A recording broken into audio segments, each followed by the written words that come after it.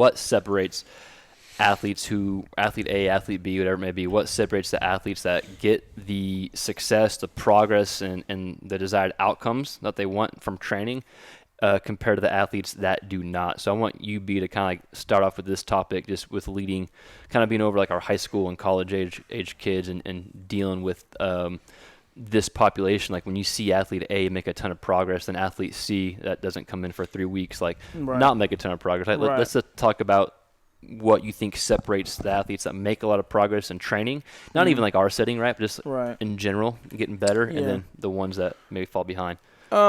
I think to that question, obviously a lot can be said for consistency, being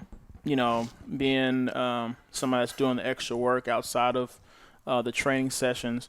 But I would say the biggest thing for me, the one thing I would say from the guys that are in high school, make it to college, the guys who go to college, they make it to the next level, the guys who have a extensive career at the top level, the biggest thing I would say is understanding what it takes.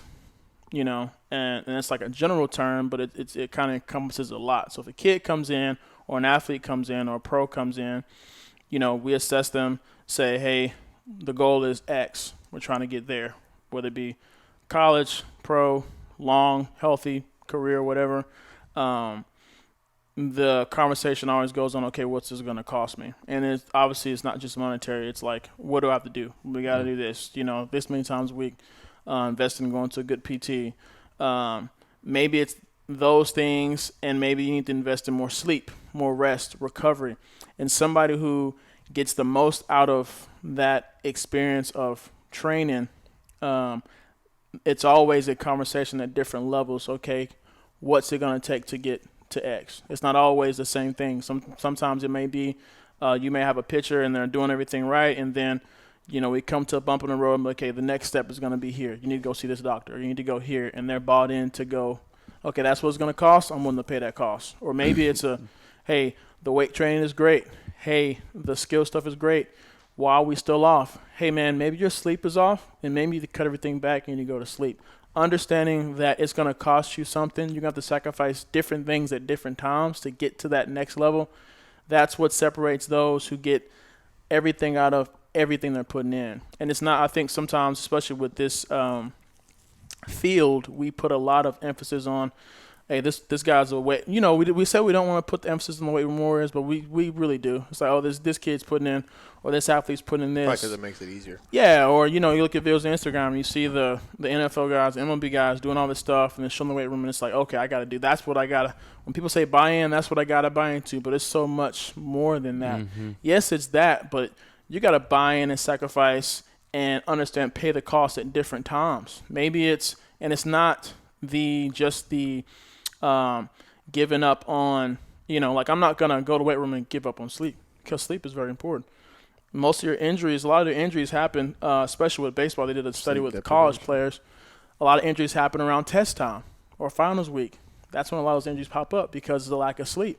Mm. They're hard workers, but they're, or it's a thing of like, oh, well, I want to have a regular, high school kid or college kid. Like, I want to go, I don't want to not go to this party or whatever. And it's like, you're going to have to give up on kind of some pleasures, the short-term stuff, to get the long-term. So I say all that to say this: understanding and reassessing at different points what is the cost for what I want, and am I willing to pay that cost? The ones who get the most success, the ones who have our pro guys that have played in a long time,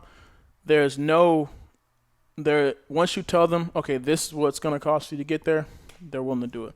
And some of it is obviously monetary, but a lot of it is just buying in and saying, I'm going to do that. Yeah, I think it comes down like you mentioned, what they do on their own, right? I'll just elaborate on that a little bit more. I don't want to piggyback. Kind of want to elaborate. That was the one Expound. Like Let me take what you said. Yeah. And take it from here and put a little thing and put it up there. Ditto. Yeah. Agreed. What a nice inside joke we'll explain to someone.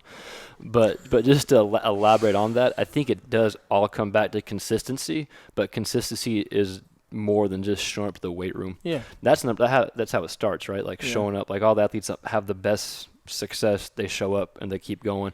They eat what they need to eat outside the program, and they take ownership of their career. That's how it really kind of separates. Like, you taking ownership, you either want it or you don't, right? As cliche as that is, like, and that's okay if you don't. It's not a big deal, right? But don't be surprised when athlete X is coming up here, right? Like, if you take two athletes with the exact same talent level, and athlete A shows up twice a week for the next 4 months, athlete B shows up 4 times a week the next 4 months, athlete B will most likely be ahead of athlete A. And then everyone will start talking about athlete B just being like blessed with talent. Athlete B is just gifted, and while probably, yes, gifts that God gave athlete B put in the work to do everything, while athlete A just worked a little bit, right? And so talent plays a huge role, of course, but so does this like ownership of your career, being consistent, and just like the uber dedication that it takes to get better completely. It's pretty like evident when you see whatever trainer it may be, right? Like, there's a bunch of really good trainers in this area, in any city, right? Absolutely. It's not necessarily the program that makes the athlete better, but it's the consistency on the athlete's part to do everything. Right. And so if you talk to a lot of trainers and coaches, whether it's the skill coaches, strength coaches, whatever it may be, they would probably give you a similar answer. Besides those freaks that are just like on the outliers, that are just good no matter what, the athletes that have done everything correctly, and it's important to them. They get more than just one workout a month in. Absolutely. So that's my thoughts kind of on just the overall kind of what separates the athletes that get success and the athletes that don't get success. I don't know if you have anything else you want to add or jump into. I know you've just seen a bunch. I know, man. Y'all said it all. No, I would say just to elaborate. Sort of like to your point about ownership and like your part about like taking a self-assessment, like when I need to be doing what I need to be doing. A lot of it always falls back, and this is like athletes and in life too, I found, is like something that was big for me is like, it's your fault. Like, if you're an athlete, like, I want you to think like it's your fault. Like, whatever happens to you, like if you're not playing, if barring a crazy injury, it's your fault. Yeah. And I say that to say, like, you might be thinking like, oh no, my coach is he's messing me over.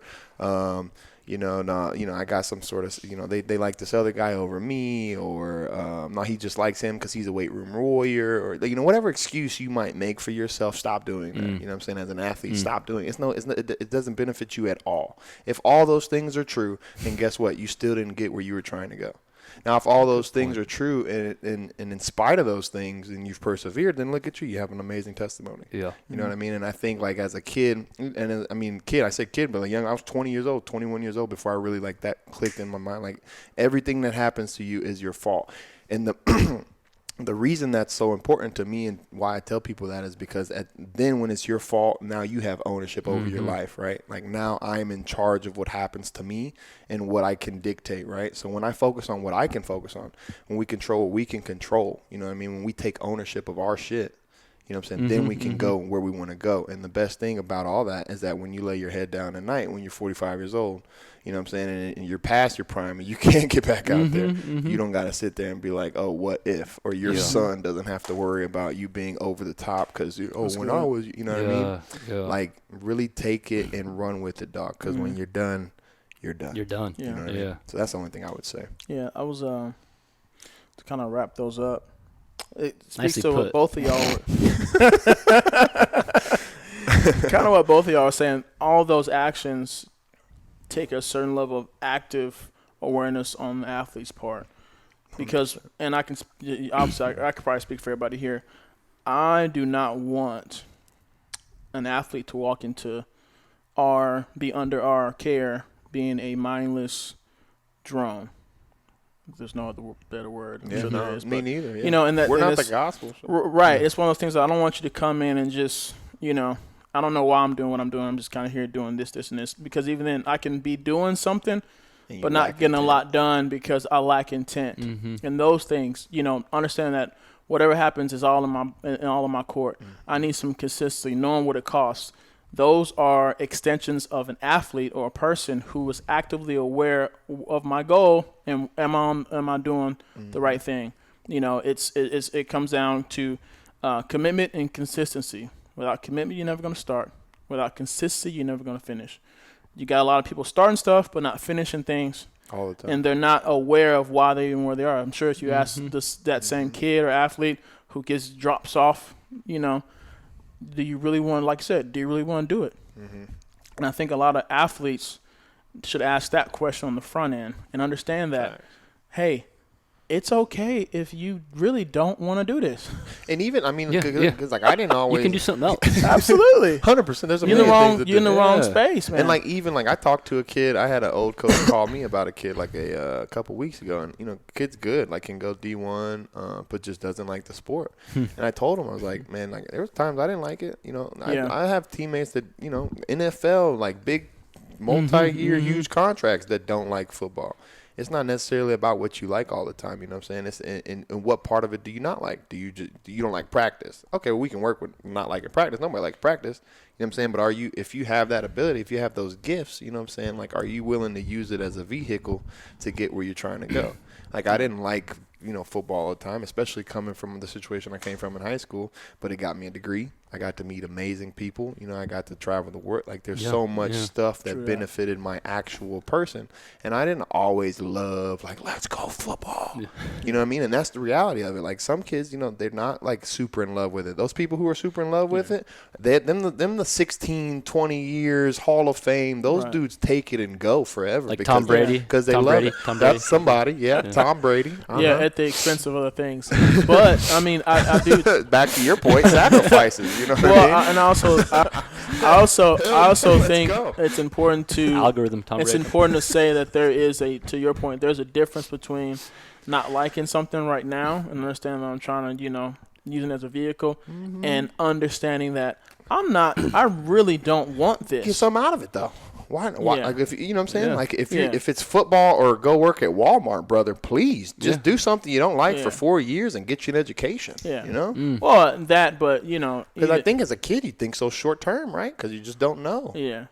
But even then, it's one of those things too. Like I would say to any aspiring college, high school, whatever, trying to go to the next level, to understand, to sit there and have a real thought about, am I willing to do X to get there? Because if not, I'm wasting energy chasing after something that I'm not fully invested in. So whether you like it or don't, or you even decide, I don't really care for it, but I'm about to use it as a vehicle can because commit I've to it. succeeded, at least commit to it.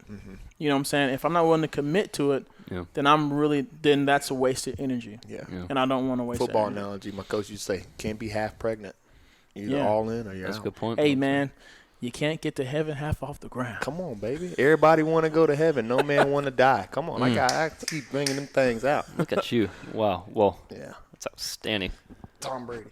Yeah. Analogy. Oh, no, not analogy. What's the algorithm? Euphemism? Algorithm. The algorithm of YouTube. oh, like Tom if we, Brady. yeah, if Yeah, we keep Tom saying like Tom Brady, Tom Brady, Tom Brady, Buccaneers, Buccaneers. We'll see. quarterback, Yeah, We've Tom got Brady. throwing stuff that's popular right What now. else is popular? Tom Brady, what's the name? Just died. What? Wow. Take off? Take off. Take off. Take Oh. off died. Kanye's Yeah. crazy. In Houston. we won't. I will not use Kanye. We don't got to talk about him. Yeah. I mean, I think this is a good Trying time. to juice up Almost, the almost algorithm. used I the think word. I think this is a good time to I think we triggered B with Kanye.